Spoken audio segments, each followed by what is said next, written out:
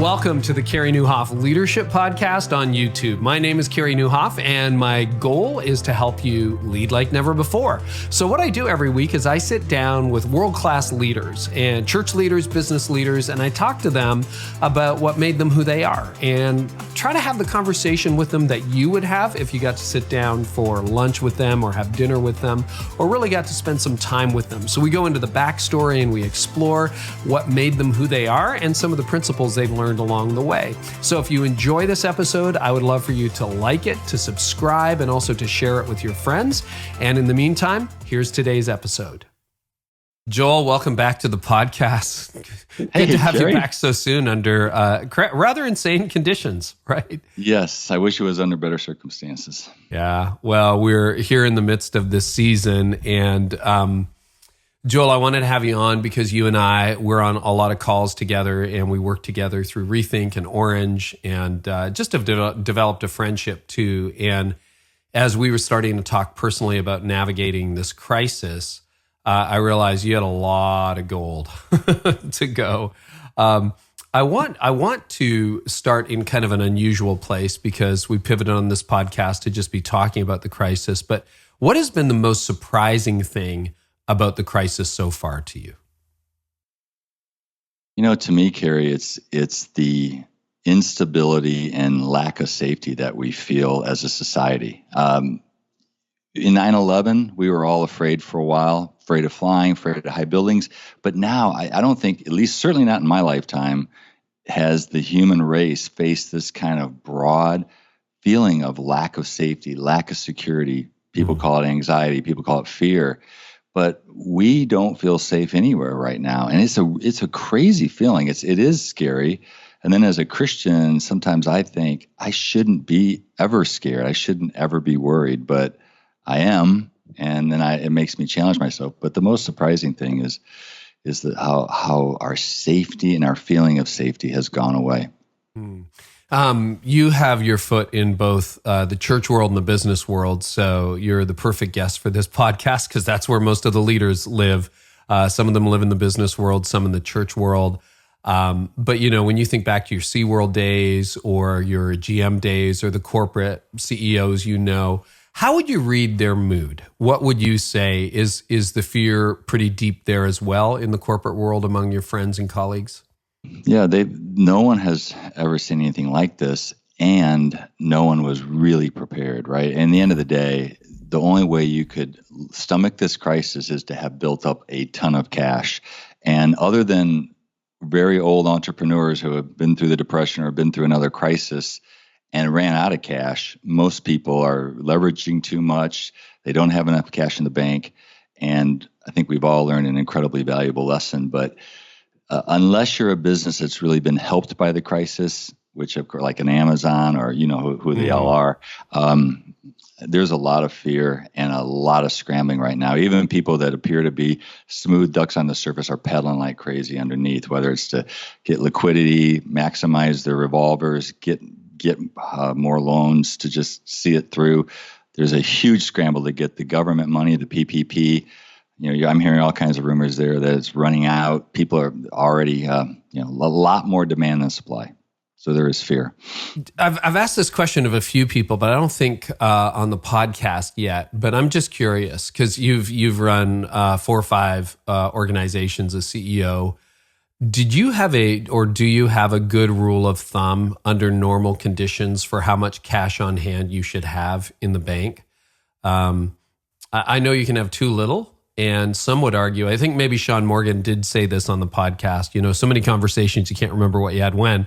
He said you can also have too much because it makes you lazy and not innovative. Do you have a rule of thumb about if you're running a church or an organization? And I realize it varies organization, but like some say a month, some say 3 months, some say a year.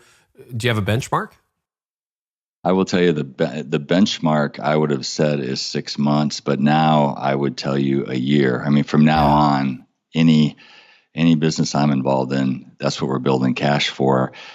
Unfortunately, obviously, if you have more cash and which you can't invest or you can't get a return on of any degree, you're decreasing your return a little bit because you could lever up and invest. You could maybe get more stock in the company and so forth. But that demands a higher return. So I think in this case, we've learned that you should sacrifice a little return, because the worst case scenario is running out of cash, closing the business, and no investor can take that. So I would say a year. Would that be a year worth of revenue, a year worth of core expenses? Yeah, a year worth of absolute bottom line fixed expenses, Gotcha. which whether it's payroll hey, look, that's not too many people are going to say a year. It's probably going to be 3 to 6 months. But after this, you can never feel too safe, really. It's funny. I'm a 6-month core expense person, and I'm thinking about the same thing, like maybe a year next time. Yeah. And then, we may loosen over time, but right now there's just too many uncertainties with the virus. Yep. Oh, that's really helpful. Can you fill us in, Joel? We gave your resume during the intro a little bit, so people have an idea who you are, but can you talk about some of the crises you've faced in the past? You've had your share, right? I laugh just because, we were talking briefly before it started, and this gray hair is earned through all the crises. It's specifically SeaWorld gray. SeaWorld gray, yeah. Sherwin-Williams. I think it's color number 132.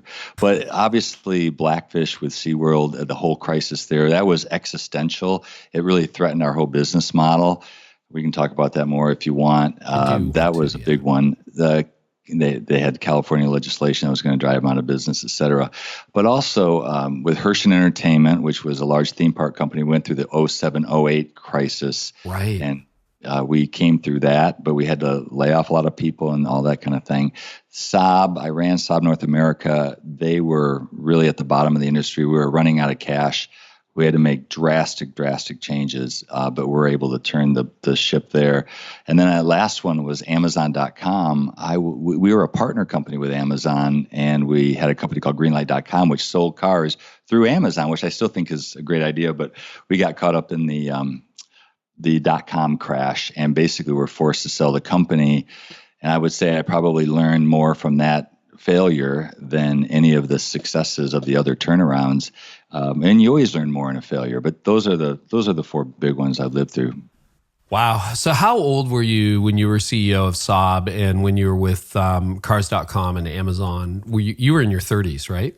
Yeah, I became CEO of Saab North America at 36, which is very young for GM. And I was very fortunate because they wanted a Saturn person specifically, and most of the Saturn people were very young. Then when I ran the .com for the Bezos company, I was probably 40, and then going to Herschend was probably 43, and then now leaving SeaWorld, I was 58. So just give you a range of ages. No, because we have a lot of young leaders listening. And, I listened to your resume. And again, when you were on, we'll link to that original one. You're like, wow, that's quite a resume. But you have weathered a lot of crises. So take us back, because everybody and younger leaders will have read about or heard about the .com bubble bursting in 99, 2000. But why don't we start there? What was that crisis like? What was the crisis? What happened? Well, basically, I was recruited by the board that included Amazon, Asbury Automotive, and then Kleiner Perkins, which is a great private equity firm in California. They're very big out there, so very well respected. Mm-hmm. And the financials they gave me, which lesson learned, were not audited. It was their spreadsheet, but I trusted it, of course, said that we had 5 years of cash. And all we had to do is get 1% share of market, and my stock was worth X millions, and the company would go public, and it looked fantastic. Well, my first day of work, literally my first day of work, the NASDAQ crashed 35%. By the end of the week, it had crashed 50%, and all valuations were gone. The money we were going to raise that gave us that 5-year length of time, they pulled their funding. Then I found out that we had to pay $15 million even to launch with Amazon. So what I thought was 5 years, literally within a week, became 90 days of cash left, and it was a disaster. And I had to lay off almost 80% of the people the first week. And I literally, Carey, got sick to my stomach. I literally went in the bathroom and threw up, came back out, would do it again. And I just wouldn't delegate it because I felt so badly. And we had to move so quickly. But that I learned so much then about, I came into a situation I didn't do enough due diligence, and I waited a few days too long. You had to move extremely, extremely quickly in those situations. So you've got some leaders listening, and it was, hey, March 1st is my start date. Okay. And then they walk into this giant cliff at their company, their church, whatever. So thank you for sharing that. How did you, at 36, 34, how did you talk yourself through those moments? What was your self-talk like, if you can take us back to Amazon? Yeah, with the Amazon one, it was, we just have to survive as long as we can and do the best thing we can for employees. So we try to transition them to other places. I tried to keep the investors informed, but we had to give haircuts to everybody. Every supplier had to take haircuts, but it's just constantly on the phone. But just knowing that ultimately that didn't define who I was, I am glad in those situations I'm a believer, because at least you're able to go back and say, that's not, whether this thing goes public or not, God does not care. And I had to focus on those kind of thoughts, because from a worldly perspective, it was going down in flames and we had to sell. We only had so much cash left. So you really have to fight that societal pressure of everything we do has to turn to gold. And look, the people that, as it applies to COVID-19, 99% of the time, nobody did anything wrong here. Nobody could have had enough cash probably stored up. And yes, some people were caught off guard, but we have to realize that we had no control over this, and we just have to do the right thing and take a day at a time, not project too far out in the future, because the projection will really take you down from a depression standpoint or a fear standpoint or anxiety standpoint. How did you decide that you wanted to be CEO again when it was that hard on round one? Why did you not just say, you know what, I don't belong in the C-suite. I'm not a CEO. I'm going to step back. Like I would imagine I would ask myself that question in that moment. I did for a while. Actually, It was when I left the Amazon deal that I worked with Reggie Joyner to start Orange. And for those of the listeners that are church related or leadership related in the church, Orange is a very big supplier of strategy, and I thought that's what I wanted to turn my life to. And Reggie was brilliant, and I helped him with the money backing. Basically, he did all the strategy, and but I decided that God really wanted me in the marketplace, and felt like I had the education, I had the qualifications, and so I decided to go back at it again. And Hershon was just a tremendous 13 years of learning leadership with love, and that's what we talked somewhat about in the last podcast. Is that if I hadn't gone forward, I never would have learned about leading with love from the Hershons. Love Works wouldn't have been written, and the whole Undercover Boss experience, none of that would have happened. So what I would encourage your listeners is, sometimes in the very darkest moments, you don't see a way out. And I did have terrible thoughts. I considered suicide even in that era, including at SeaWorld. But you get through it, and then you realize that God was wanting to teach you something. And for me, He's taught me a lot. But that's what I would encourage your listeners is, just keep going, do the right thing every day. We will get to the other side, and you will be such a better leader for going through this crisis the rest of your life. And I know people are probably thinking, well, I'd like a little less of a lesson right now. And we're all feeling that way, but just hang in there, because you'll look back at it very positively. Joel, I appreciate you raising that. And if you don't mind me going back there, I had a season where I had suicidal thoughts too. It was a number of years ago. Do you mind talking about that a little bit more? What that was like, how you moved through it? One of the concerns I have in this moment is, mental health is a huge issue right now for people who are struggling financially, for people who've lost their job. I'm sure numerous listeners are like, you should have seen me in January. You should see me now. Like, my life looks totally different. What was that season like for you, and how did you move through it? Yeah, well, I don't mind going there. I appreciate you asking. I've actually had 2 periods in my life where I thought seriously about ending my life. And one was what we just talked about, but also at SeaWorld. And we mentioned a little bit on that I went through a divorce and leaving SeaWorld within 6 months of each other. And that was as deep as it ever got. I think, I know this sounds cliche, but when it was worse for me is I would think about it so specifically and I would see it in my head over and over again. And the more I fed that visual image and that everything would be okay, then there would be peace and there wouldn't be pain and there wouldn't be all this medication and self-destructive behavior in this period. I just somehow got through it one day at a time. And the best thing I can say, other than just don't give into those thought patterns, fight for something positive, read scripture, take a quiet time, take a walk, drink tea. Second thing I would say is just don't medicate. I think when people medicate their pain, we think we're doing ourselves a favor, but it actually makes it worse. It's a spiral downward. And I didn't get healthy. I didn't get totally out of the pit, at least with SeaWorld, for 3 years. And it was finally, I had the courage to completely stop drinking anything. I drank tea when I got anxiety or, just we can't medicate. And because that's the only way we get healthy is to be thinking of things clearly and seeing the world clearly, good or bad, but medicating doesn't help. I really appreciate you talking about that. And it's hard, mine was so long ago, or feels that way, but that pit is so dark. And I would just say to leaders, my lesson from that season in my life is you're most tempted to quit moments before your critical breakthrough. And at that time, I wasn't doing leadership stuff. I was leading a local church. I thought my life was complicated, but I had no idea the joy that lay ahead, the opportunity that lay ahead. And I think we have an enemy, Joel. I know you would agree with that spiritually. Absolutely. And he would love to take us out, wouldn't he?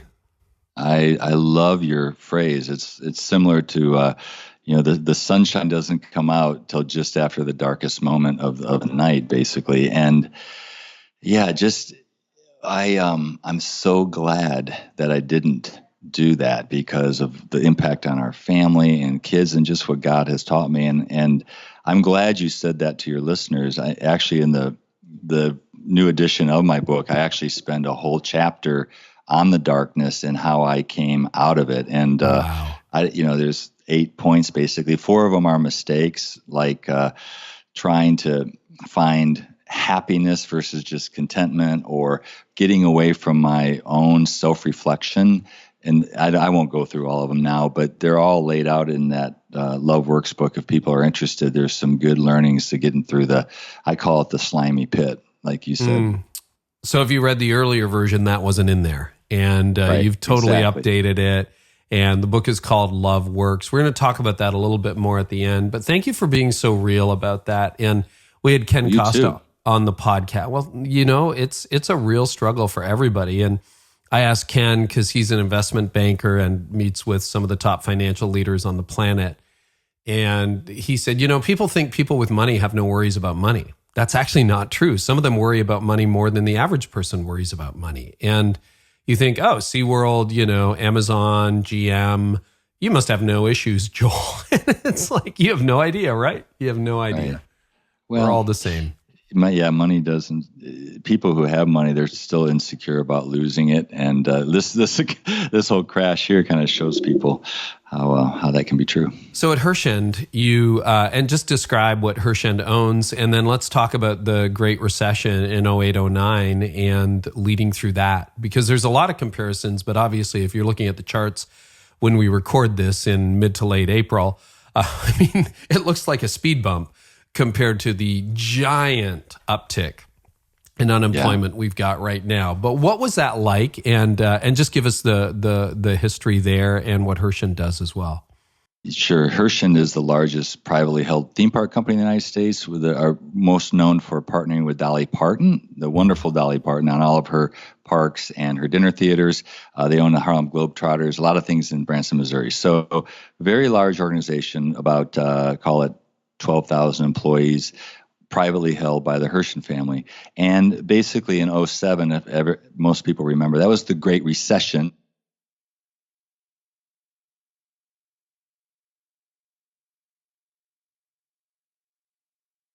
And in basically major banks shut down. Our business went down 40% almost immediately. And we had just purchased 2 companies. We were over leveraged. We were coming up against bank covenants. So one of the most amazing selfless acts I've seen, it's a neat story. We sat in a room, and within literally an hour, Carey, of just getting the numbers out there, we figured out we had to cut 70% of our capital expenditures. And if all of us full-time and executive people took at least a 20% pay cut, we could save the 350 jobs that we would have had to cut if we didn't make those other changes. Wow. And then what was really neat, and this is when you know your culture's right, when I said a pay cut, it was really the top 20 people. Well, as the word got out, it ended up that every manager in the company just came forth and said, we all want to take a pay cut so that we can save more jobs. And that's the kind of cultures the Hershins had. And that's really what Love Works talks about. But that's the crisis I'm most satisfied with how we got through it, because it was all about saving our employees. And obviously we reopened or got the business back as fast as we could. But it was mostly about how we treated each other and then treated our employees through that crisis. And you see some of that right now. It's really harder because we at least knew things were going to come back. They were starting to come back, but here we haven't seen the light coming from the end of the tunnel quite yet. We're still waiting to see things start to reopen. So it's harder to be positive right now and maybe to be as kind to our employees. But at least we should try. I think the key principle there is to share the pain for sure, and not just between all employees, but suppliers. Everybody should really understand that they have to take part of the pain right now.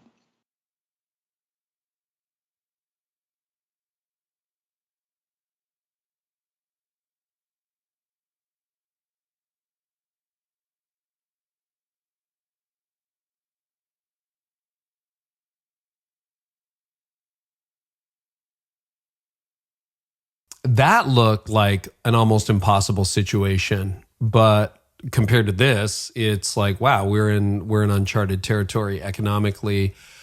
Patrick Lencioni has been encouraging people to do exactly what you described. Before you lay people off, everybody take a pay cut. And he said, start in the C-suite, start with CEO, take a 20, 30% pay cut, but then encourage your employees to say, hey, to save our sisters and brothers, take a pay cut. What are the dynamics like that like? Because either people have done it who are listening, or they may have to do that as a next step or as an alternative. So can you talk about that? Sure. I think the key concept there is being unselfish. And that's one of the words of love. You just have to do things that are better for all people, and to be brutally honest and brutally truthful, and just say, here's what we need to cut to save from either hitting a bank covenant, going out of business, whatever the if then is. We have to save this much, and this is what I'm doing. And C-suite, like you said, 40, 50%, they should always take the bigger percentage because they're making more to begin with, and everybody knows that. And then everybody has to share. And I think the more you just communicate it flat out, that for instance, in this case, and I'm chairman of Orange, as we talked about, we went to our employees and just said, right now everybody's safe. We've applied for the government money. It's the PPP loan in the United States. You can get 2 months worth of payroll loaned to you. And we said, if we get it, we're fine. If we don't get it, we may have to make some cutbacks, and we're going to do everything we can to not touch our employees. But we went right out and told them, and thank goodness it appears that it's come in. But my point is brutal honesty. Just tell them the facts. People will understand that, but they won't understand if they don't get why it's happened and they make an assumption about senior executives. I mean, look at, just to show the opposite part of the idea, what SeaWorld did, which I'm no longer there, and I don't support this in one way, shape, or form. They furloughed 90% of their employees without any payment of benefits. The board gave the executives who were willing to stay huge stock options at this lower price. And 6 months before, they bought back a ton of shares with cash that used up precious cash. So those people should be, criticized for that. But when you're honest and brutally honest with the facts, I think everyone's going to have to go through that in one way, shape, or form if they haven't already. Before we leave that, I want to ask you just for your opinion on, not really a hypothetical, but again, I'm talking to a lot of leaders like you are. So I talked to a lead pastor of a good-sized church the other day who told me one-on-one that he had taken a 30% pay cut, but he hasn't told anyone about it. He just instructed finance to do that. And he feels awkward. He's trying to raise money like everybody else is for this season. In your view, and I've done a similar thing. Tony and I, in my own company, we've kept everybody employed. Nobody got a pay cut, but we've scaled our thing back. And I haven't talked about it publicly either until right now. Do you say that kind of thing publicly, or is that something you just do privately? I just said it publicly. But well, I do believe, at least for your own employees, if you're going to ask them to take any pain, you have to communicate. Now, in this case, you haven't given. No, we didn't need to. Because or the pastor hasn't. You talked about, but if he was going to, I think he has to go and talk about it, especially if he's trying to raise money right now. I think you have to tell people you're raising money from. We're all making sacrifices to get through this together. That was my advice too. I would say, I don't think you need to hide that. Like, I don't think you should say you're the lead GIF on a capital campaign or something like that. But I think that gives me, as a potential donor or donor in that organization, that gives me confidence that, wow, you're really walking the walk. You're doing that. Okay, that's super helpful. I agree. Anything else on the Great Recession? No. Okay, well, let's talk about SeaWorld and your time there. So walk us through the timeline, the documentary. Just assume people haven't listened to the previous episode, and the crisis that you found yourself in very quickly. Yeah. Well, at SeaWorld, I think most listeners will know the Blackfish movie. If not, it was a shockumentary put out to show that SeaWorld damaged its whales and basically held them in captivity against their will, et cetera. The movie was very damaging, and it caused a lot of negativity against the company. Our trustworthiness went from 65% to 35%, literally within a year. Our sales and cash flow at the SeaWorld parks dropped in half. And then legislation was introduced against our ability to breed killer whales in California and through Senator Feinstein from California and Washington, D.C. On top of that, we had a SEC and DOJ investigation, which meant employees from the past. It didn't involve my tenure, but they could go to jail if convicted over securities fraud. I mean, all this stuff was going on at the same time in a just absolute pressure cooker of a fixed cost business. Yet our sales had dropped in half, so cash flow had dropped in half, and the decisions you have to make so quickly and so rapidly and pivot 180 degrees was very, very difficult. Walk us through some of the decision-making framework that you had in that kind of moment. How do you even begin to problem solve in that environment? Yeah, no, it's a great question. I went in with a 10-point plan. The board actually hired me based on this 10-point plan. So we went right to work executing. But just like in this COVID crisis here, I think one of the hardest things in hindsight that I wish I had done a better job of is balancing the manage for today versus pivoting to what the future is going to look like. For us at SeaWorld, we had low cash flow. We had to cut expenses, pay attention to making sure we didn't trip covenants at the bank. Yet at the same time, we had to completely pivot our business model because it was at risk. If Shamu doesn't exist or can't be bred internally, there's no more SeaWorld. And in addition, just having animals in captivity, period, was not the rising tide. So in some ways, it's like this crisis where pastors, leaders, not only are they dealing with low cash flow and managing today, but they have to pivot to a world where people are going to stay home more, and they have to connect with their parents and their children at home. And that is really tough. And all I would encourage people to do is, it's an art, not a science, and how you balance today versus thinking about tomorrow. Just don't do too much of one and not the other, because I think a leader can seem tone deaf if all they're thinking about is cash flow and opening tomorrow. But they can also seem tone deaf if they're so creative and see the future so well, but yet we have cash flow issues. that's the balance that I frankly found the most difficult. And at the end of the day, in hindsight, if I could do one thing again, there's many things I would do different, but I would have forced myself out of these other extraneous issues that I mentioned, like the SEC, the DOJ, or activist investors, and I would only focus on the vision and operating today and let other people take care of the rest. But hopefully it helps. That's extremely helpful. So if you can speculate, I don't know, you were CEO of SeaWorld for a number of years, but as you were pivoting toward a different future, where clearly the conditions were going to be different, what would a reimagined SeaWorld have looked like or look like in your mind? Where were you trying to reposition the company? Because I think most of us know what SeaWorld is. Most of us know that documentary. And so, that is a really difficult challenge for a number of issues. But how does SeaWorld have a future in that environment? Where was it going in your mind?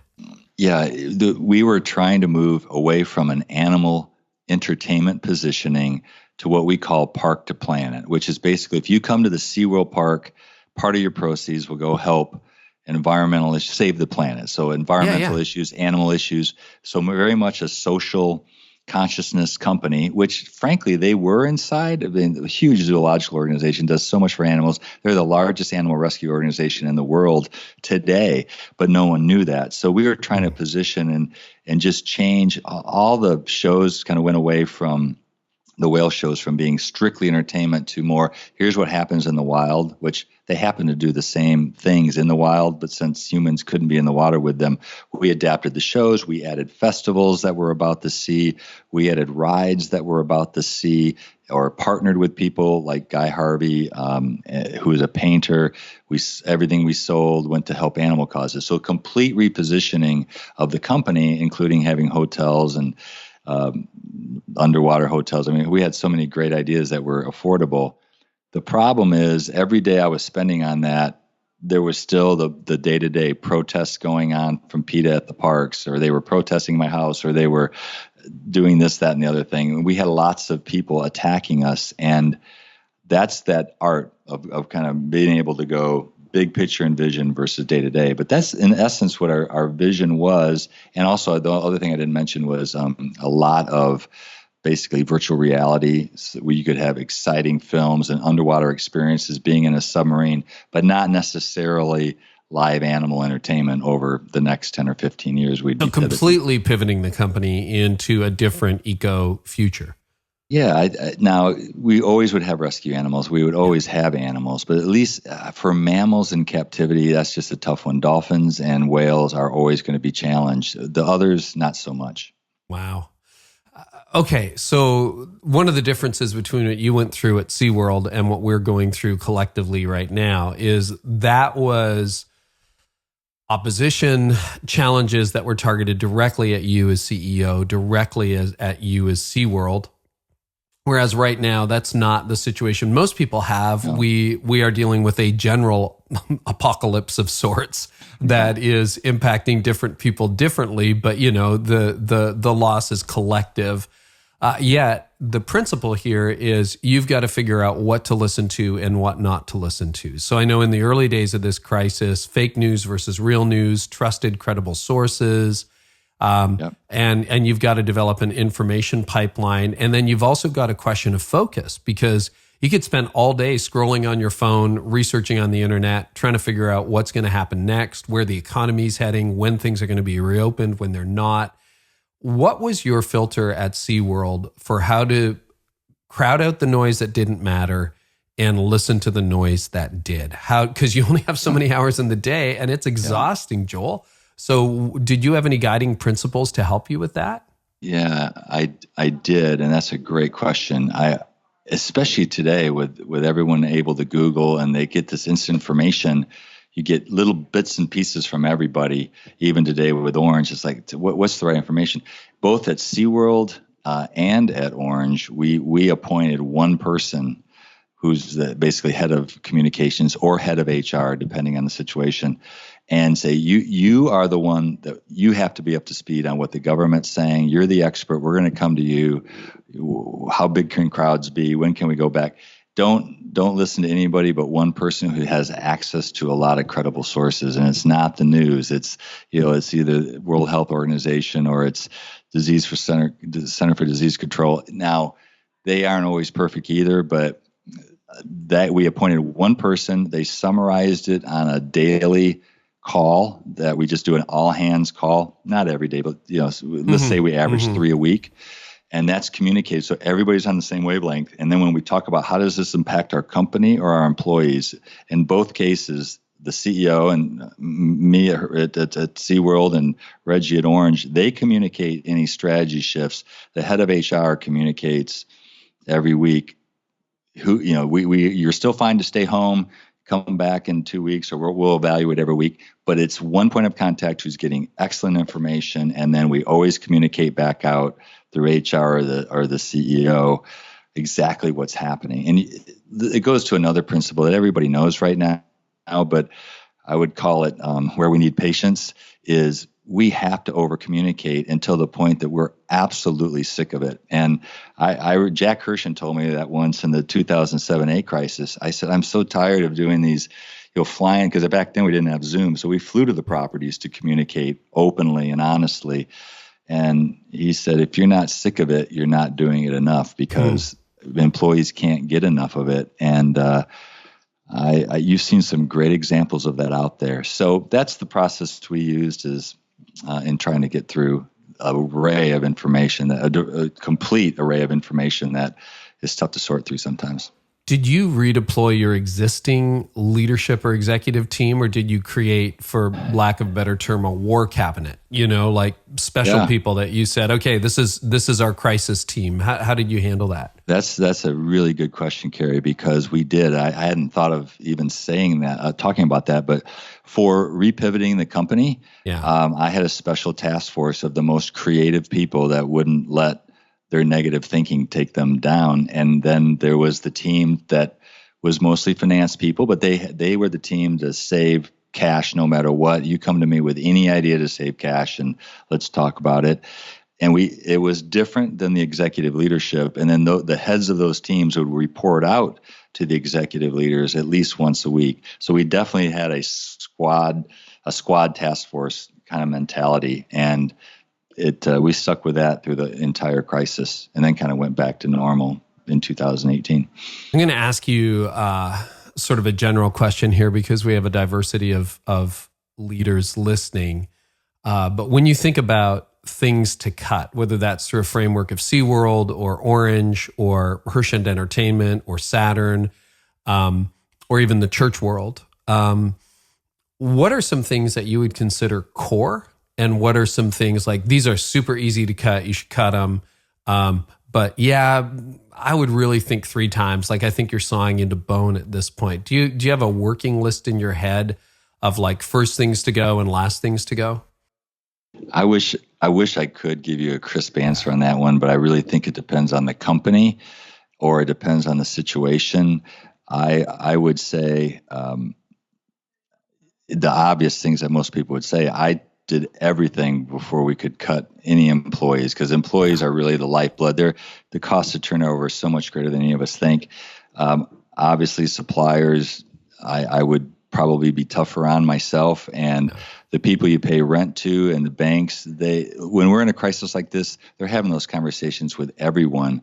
So I would go to the places that they're seeing that everywhere, and they're used to taking the cuts and just try to save the employees for last. But even there, right now, people aren't able to do that. But nothing scientific. Can you talk about cost of turnover? Because that's something I think about in normal conditions. And it's funny how quickly in this crisis, people pivoted immediately to layoffs. And that was one of the things I was instinctively, as a leader, determined to protect, was the team, because I actually love my team. They're really hard to replace. What is just the economics of turnover? Not just the psychological toll, but you let somebody go, they find another job, and then you're like, well, now things are better again. I got to replace that person. What are the costs of turnover? It's a lot more than anybody thinks it is. And I think your instincts are absolutely correct. Most of the time they put figures to inefficiency of a new employee coming in, But when you multiply that out, it's just much, much greater than we think. Is it like 2 or 3x salary sometimes? I've yes, read stats.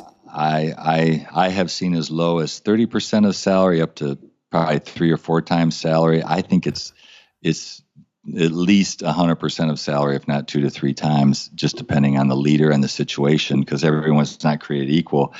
But it's a lot greater than any of us think. So I love your instincts there. And I think everybody should keep that instinct.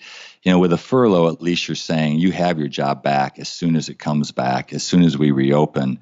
And that communication and how you communicate it goes a long, long way versus just you don't have a job anymore. Well, people are so grateful too. I've noticed in the teams that I'm coaching, those who are still employed are so grateful for a job right now. They're leaning in double hard. Talk about your role. And again, you haven't served directly in a ministry context. You've been an elder at North Point, et cetera. But the CEO almost becomes the pastor shepherd at this point, reassuring people, right? How did you do that in your corporate leadership? How did you? I heard Stanley McChrystal, the general, say he basically does a daily call with people in a time of crisis just to make sure that everyone's okay. Wow, that's really good. I don't know if I have time or had the time to do it with everybody that worked for me, but no, he doesn't do it with 900 people. But he's like a group call. It's like we're all okay. We're all going to be all right. Anybody have any questions? Let's move forward. Yeah. What's interesting about these crises is, on one hand, there's a lot of negative, but on the other hand, people, when there's a problem, it creates opportunities. And when people are working together on an opportunity, they really get invigorated. And I see that actually right now with Orange. We pivoted from an 8,000 person live conference to a digital conference. Mm-hmm. And it's just, the pressure's crazy, but everyone is engaged and really excited about trying to pull this off. So I would always try to, at least with my teams, focus as many people on the vision part, the broader teams, get more people involved with what's SeaWorld going to become? How is Hershey going to survive this? What's Orange going to look like after that? And you have as few people as possible focused on the cost cutting and the really tough thing. And we did that in both companies because those are the tough conversations. And thinking about how you can cut 30% of your expenses, you don't want a room of 100 people trying to figure that out, whereas you might want a room of 100 people figuring out vision and creative ideas. So that's one great way to keep people engaged, is what you have them focused on during the crisis. The other thing I would say that's really important, especially in this disconnected period, Carey, is that we, right now with Zoom calls and conference calls, if we don't think about process more and think about who should be on this call, in my book, I talk about the RASI chart. Who's responsible? Who has to approve it? Who has to be consulted? Who has to be informed? If we don't think about that consciously and make an effort to get the right people on the phone, we're going to breed insecurity and distrust, because when you're not invited to that Zoom call, you think, oh, they're making those decisions without me. My job is the first one to go. So I've actually, even as chairman of Orange, been talking to people, and I did that a lot at SeaWorld, kind of talking them off the shelf that, no, you're safe, keep working hard. But if our process isn't nailed down in our communication, and if we don't have them focused on the most positive thing possible, it can go negative and spiral down really, really quickly. So you've talked very honestly and openly about some decisions you wish you could get back and some of the struggles, but looking back on your decades as CEO, what are some of the best decisions you've made in crisis? I'm thinking more. I'll start with SeaWorld. I think with SeaWorld, getting the product right and the repositioning I spoke of earlier, and getting a strong vision that people rallied around. I felt I did that right. I also at Hershey and really at Orange, we moved really quickly. So as far in Hershey, like I told you, a 1-hour phone call, we cut everything that we could possibly cut. So it's really important to have a vision, cut quickly, move fast, and just communicate over and over again. Right. How often, any other best decisions you made in crisis leadership, the quick pivot? I think at SeaWorld, the one thing I didn't say that is somewhat analogous even to COVID-19, just to assure that the way we were pivoting, we had support in the media and in the basically the consumer and the media. We partnered with an adversary, which was the Humane Society of the United States. People at SeaWorld and they're called HSUS, Humane Society of the United States. They didn't like each other. They didn't trust each other. I reached across the aisle, gained a personal relationship with Wayne Pacelli, their CEO, so that when we launched on national television this pivot of SeaWorld's business, he was at my side on all these shows saying, SeaWorld is a good company. They've made a big move here. People need to support them. And I think for people struggling with the pivot right now, it's just important to get the right people on your side. And I'm just thinking specifically churches, as they pivot, some of them to be more in home, not necessarily having church inside of a church building, but through a home. They need to get elders on board with that shift in strategy. They can show their parents who are very satisfied with that shift in strategy. And I'll tell you one thing, everyone's not going to like your pivot. You're not going to please everybody, but pick something that you believe in, put all your heart and soul into it. And that's something I felt really, really good about what we did at SeaWorld. And we got wide support for that pivot.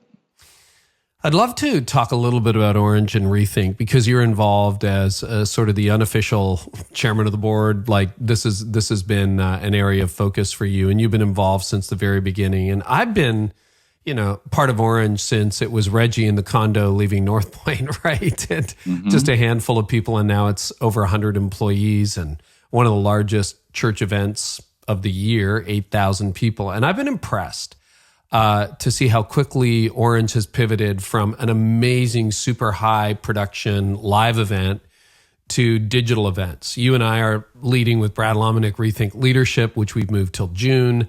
We're doing a senior leaders track at Orange Conference, and it's been a pretty impressive pivot. Can you walk us through how that happened?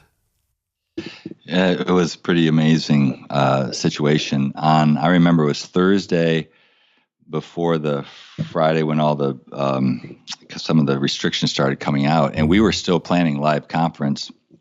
And when President Trump basically went on and gave some of the restrictions on that Thursday night speech, I came in and went to Reggie, and Reggie's very focused, so his mind was still a little bit on live conference. But we made that decision as four senior leaders. We had to pivot, called all the senior leaders in on Saturday, the 8th, so we communicated to them that the pivot, and then on Sunday basically brainstormed all day on what could it look like. And Reggie's brilliant at leading creative conversations, so is Kristen.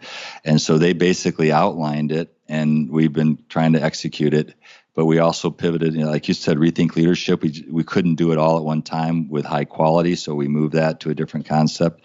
And I am very proud of how quickly, but again, it goes back to speed and clarity, brought everybody together, told them where we're headed. We have twice a week update calls with all the team leads saying, here's what has to get done. And it's a scramble, but people can do it. And I think most church leaders right now, I will say, not trying to give an Orange commercial, but they are at the forefront of being able to deliver great quality content for next-gen leaders, next-gen staff, whether it's kids or student ministry, and engage the parents at the same time. Because I think for the church, for the future, the church is going to grow when home ministry grows, that they can connect into the church. Meaning, I think it's almost like a reverse Trojan horse. If we can get families connected with great quality spiritual products to connect with their kids, and then they realize that church down the street is using this really good quality content about values and ethics, it might grow the church in a different direction. But I know that we have a real specific strategy and a great plan going forward. So I appreciate what Reggie and his team have done. We talked about on this podcast before in the crisis, agility becoming a superpower. So yes. At the time that we're recording this, which is, April 17th, I can almost sense people saying, okay, I've done this for 5 weeks. I'm tired. We found a new normal. I know we're not at the real new normal yet, but we're just going to settle in and stop right now and do this until someone turns the lights back on or we can get in our building. Good idea, bad idea? Is there a danger in that? Is this a continual pivot, a continual reevaluation? Thoughts on that? It's tough, Carey, because I think the single biggest decision the President of the United States or Premier of Canada, whoever the lead person is, or a governor in the state, is when to turn back on the economy, because it's a very non-politically correct conversation of, yes, people are going to die of the virus, but so far it's been a quarter of what die of the normal flu every year in the United States, about 20, maybe 25,000 versus about 90,000 of the normal flu. So what's tough in this situation is the turn on has to happen, and people may die because of it, but it's that impact, which is the bigger impact of unemployment, like you said, substance abuse, mental illness, suicide. All the issues are going to happen if the economy continues to be the way it's headed. That's a tough call to make. And so I believe we have to be thinking it's going to be over. By the fall, we're going to be coming back in groups, maybe not sporting arenas and maybe not large churches, but 500 and under, we're going to be gathering again. And we're just heading towards being able to have 10,000, 20,000 together. That's obviously going to take the longest. So I just hope that people can move forward, because I don't think people can say it's going to be like this through January right now. I just think that's the absolute wrong thing to do. I don't think we know enough, and I think it's too depressing for people to think that far ahead right now. Do you think that there are going to be permanent changes to our culture? Like the new normal is not going to be the old normal, and any thoughts on what that some of those might be? I know it's early days. Yeah, I wouldn't pretend to know. We do know life is going to be different. That's part of that lack of safety and security we all feel. Yeah. It's just like when 9/11 happened and those buildings were coming down, we knew life was going to be different, and flying's never been the same. What's going to never be the same now? Not sure, but certainly distance and more mask wearing and more hand washing. Hopefully that's all it is. But I don't think any of us know right now. Yeah. Well, I want to talk to you a little bit about your book. You've re-released Love Works, 7 Timeless Principles of Effective Leaders. How do you lead with love in a crisis, Joel? Well, some would say, I think as we talked about earlier, real briefly for those who didn't hear the first podcast, the Love Works is about applying 1 Corinthians 13, 7 words of love to create a loving culture. The biggest problem with that nomenclature is people misunderstand what love is, and they think of romantic love. And as the book goes into, it's not. It's a verb. It's agape. It's how you treat people. And actually, it's a very difficult way to lead, but it's what Christ called us to. And so I actually went back and I took the 7 words, Carey, and I said, all right, Carey wants to talk about crisis. How would I look at those words in crisis? And we've talked about a lot of it already. But one thing under the first word, because it's paraphrased from 1 Corinthians 13, is patience. And we've talked a lot about having integrity and being fast, not patient with how you communicate. Another piece I'd say don't be patient is, of course, cash flow and cutting expenses. So definitely don't be patient there. But I do think we have to be patient with ourselves, and that nobody has been through something like this. I don't know about you, Carey, but even as chairman of Orange, I felt shame in that, I've been asking them to build up cash for 6 years, 7 years, but have I demanded it? Have I put people's jobs on? I feel shame that I didn't do more to get this organization ready. And I think we all have to also cut ourselves some slack and be patient with ourselves, almost forgive ourselves for that. Under kindness, which is the second word of love, we've alluded to it, but now more than ever, I would focus on positive and enthusiastic kind of reinforcement of people, not false. It has to be true. It has to be specific. But I was talking to Henry Cloud, who we both know, on a different podcast, and I said my rule of thumb is 3 positives to every negative to get their emotional bank account up. He said, no, it's actually 5 or 6 times more scientifically proven that the human brain tends to focus on the negative. And let's face it, we all tend to go to the negative in another person or the negative in our business plan. It's just the way human sapiens are made by God. We need 5 to 6 more positives. So very, very important to be very kind in this situation. And I know that sounds soft, but it's actually, it maybe is soft, but it's very hard to do because we're not wired to naturally do that. And that's kind of the place where you want to use the, if possible, lots of note writing. Another word that is so important is the brutal honesty, the truthfulness that I talked about earlier. So I don't need to repeat that, but I want to share a quote that I heard myself just the other day from a 5-star general about being authentic and truthful in a crisis is so important because they write through us so quickly if we try to cover it up or we try to be more positive than we should be. And he said, people will forgive a leader if they're not the leader they should be in this crisis, but they won't forgive that leader if they're not who they claim to be. And that's where authenticity is so important. And I think, Carey, it's certainly a sickness that I've had in my life. I try to be more authentic the older I get. I'm a 3 on the Enneagram, so my great sin is to almost be deceptive because I want to be successful. And I've just learned the hard way that it's just tell it exactly like it is. People will see through it if you don't. And I can't say that more definitively than that. One other key word I would talk about is trustworthiness. And what I have seen in crisis, and I've seen this frankly, in my circles and in myself when I was at SeaWorld, when we're in crisis, we tend to accumulate power quickly. Now, it's true you have to make fast decisions. Yeah. But if you don't delegate at the same time, we become the blocks. We become why the company can't move fast enough. And it's an absolute art, Carey. It's not a science because on one hand, you do have to move faster. I'm a consensus leader usually, but in a crisis, I kind of go to majority vote because you just got to move fast.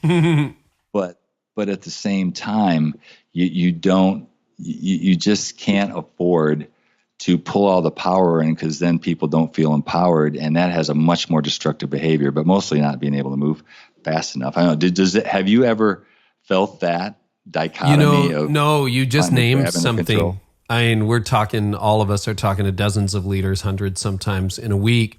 You just named something that I can't put my finger on. But in this first 5 weeks of crisis, a lot of leaders have consolidated power. And it's kind of all on the leader. It's wartime situation. And many of them are exhausted now. And they're saying, I don't know what to do with my team. And I have all these people who were, they did the physical this or relational that, and I don't know what to do with them. And you're right, that's exhausting. I've got an unanswered message in a private Slack group from a leader who says, I just can't do anymore. And I think you're right. It's that crisis leadership, but then you've got to empower your team. You got to release your team. That may be a lifesaver for some of the people listening. That 100% resonates. It. And you are right about exhaustion. An exhausted leader is not a great leader. And somehow we think there's a badge of honor of working 20 hours a day. You can do that in a short sprint. But this may not be a short sprint as far as the total pivoting and all the things that have to change about a business. So, Carey, it is so important. And the smaller the church or the smaller the organization tends to be more entrepreneurial and tends to be more maybe control-oriented. Mm-hmm. This is the time to let it go. But the other side of that is you will find out who needs to stay and who might not be able to adjust for the new future. But you're only going to find out by giving them responsibility and seeing how they respond. Well, and the idea of a wartime cabinet or that, special forces or whatever can really take the load off. One of the things that saved us in the first 5 weeks is I've been really focused on equipping my team, here at the podcast and the blog and that kind of thing. And they have been unbelievable in the last 5 weeks. Because if it was up to me, I'd be crushed, cowering in the corner, come find me in the fetal position somewhere, Joel. That's what it ends up being if it's all on you, right? That's right. But it takes a little bit of time to have those command meetings, give instructions, then you meet again and they report out versus, I've seen it, the good and the bad and the ugly of that result. And what you're advocating to your listeners is exactly right. Anything else from those principles? Because I want to shift gears if unless you have something else. Well, I think the only thing that is being, I talk about being forgiving and being unselfish, and I've kind of alluded to it, but we have to forgive ourselves, and we have to be willing to accept the faults and mistakes that we made and continue to move forward. Because the best way we take ourselves down is to get exhausted, beat ourselves up, shame ourselves into, I'm not doing a good enough job. And then people want to see leadership right now. And, the other last piece of advice I'd give is don't try to be a cheerleader in this. It's one thing to be specifically enthusiastic or compliment someone, but on a massive call with a lot of people on it, yeah, you can break the ice, and yes, you can tell a few good stories. But once you're into solving issues, too much rah-rah or too much sense of humor can be, I think, damaging. They just want to be led in this period. That's a tone deafness. It's so funny because normally I'm recording talks right now on video, and normally I try to open with an entertaining story or something that's kind of funny or self-deprecating. And instinctively, I don't know whether it's the right call or not, I'm just like, okay, here we are, and here's point one. I'm just like right down to business because I'll let someone else do the jokes right now. I'm like, we just got to get through this. I think your instincts are absolutely right. Yeah, it's no time to be a comedian. Yeah. Oh, so Joel, we were on a call with some leaders, and I don't know whether I threw this question at you or whether someone else did, but it was you just had such great insight. So there's high capacity leaders who are saying, okay, we do have a cash shortfall right now. We have to lean into our donors. So in a business context, that might be an investor. In a church context or not-for-profit context, it could be a donor. And I would love for you to walk us through what that looks like. So, definitely you want to make an all call, and there are single parents who are giving sacrificially, but sometimes you just need someone to write that 5 or 6 figure check, or perhaps a 7-figure check to bridge you through to the future. Any thoughts or advice on how to approach that kind of donor? Well, I would start with what not to do, because I think we tend to sometimes say, hey, we didn't have enough cash. We need money to fund our staff for the next 6 months. Maybe that's the result. But what I would start with is none of us saw this coming. And we didn't save enough cash, but nobody did. But in our defense, nobody did. However, this is what I've learned from it so far. So I would state some learning and some humility to the people you're trying to raise money from, but then do talk about what the pivot's going to be. And it may be minimal, but it may be a lot. And I would try to paint that vision for the future. Say, okay, here's where we are today, X $1,000 short, and here's the environment we're in.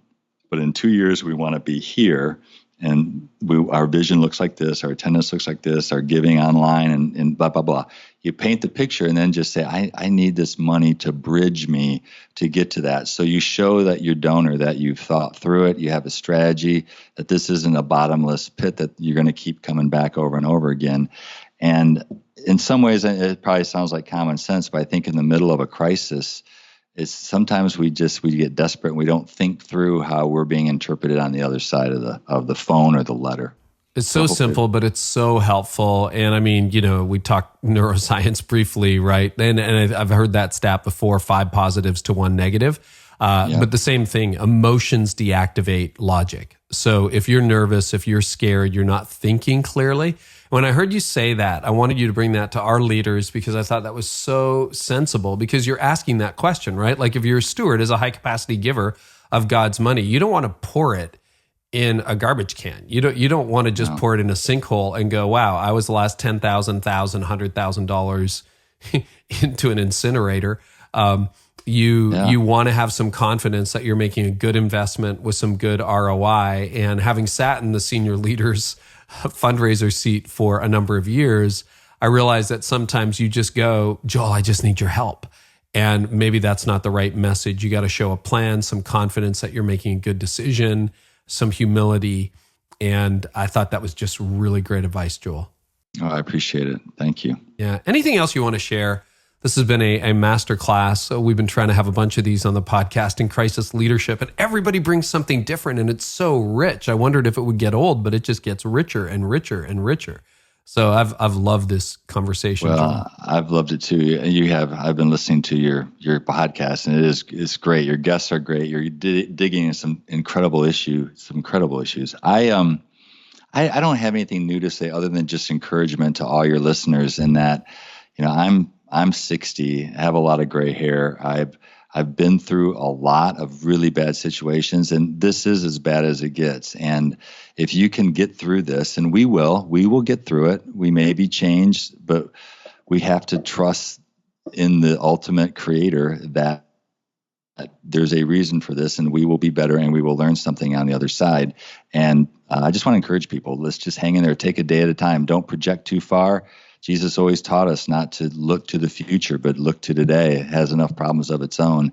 And we will all get on our knees every day to just get through the next day.